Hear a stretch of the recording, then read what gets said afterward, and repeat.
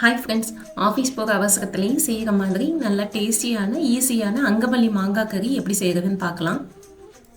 இந்த மாங்காய் சீசனில் இதை கண்டிப்பாக ட்ரை பண்ணி பாருங்கள். அளவுகள் கேப்ஷனில் கொடுத்துருக்கேன். ஒரு பாத்திரத்தில் சின்ன வெங்காயம், பெரிய வெங்காயம், கருவேப்பிலை, இஞ்சி, பச்சை மிளகாய் இது எல்லாம் போட்டு கூடவே உப்பு, தேங்காய் எண்ணெய் இதையும் சேர்த்து நல்லா கையை வச்சு விரவி விடுங்க. இது கூடவே மஞ்சள் பொடி போட்டு விரவி வச்ச மாங்காய், கொத்தமல்லி பொடி, காஞ்ச மிளகாய் பொடி, எலுமிச்சம்பழம் ஜூஸ், 2ஆம் தேங்காய் பால் இதெல்லாம் ஒன்றா சேர்த்து கலந்து விட்டுக்கோங்க. இதுக்கப்புறமா அடுப்பை ஆன் பண்ணுங்கள். குழம்பு நல்லா கொதிக்க ஆரம்பித்ததும் மூடி வச்சு தீயை சிம்மில் வச்சு 5 நிமிஷம் அப்படியே விடுங்க. 5 நிமிஷம் கழித்து ஓப்பன் பண்ணி எடுத்து வச்சுருக்கிற தேங்காய் பாலை விடுங்க.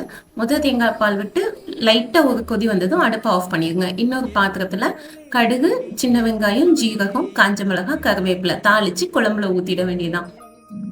ஈஸியான அங்கமல்லி மாங்காய் கறி ரெடி ஆகிடுச்சு. இது சோறு, இடியப்பம், ஆப்பம் இது கூடலாம் சாப்பிட்றதுக்கு ரொம்ப நல்லாயிருக்கும். இப்படியான வித்தியாசமான ரெசிபீஸ்க்கு நாஞ்சில் கறி லீவ்ஸ் சேனலை சப்ஸ்கிரைப் பண்ணுங்கள். தேங்க்யூ.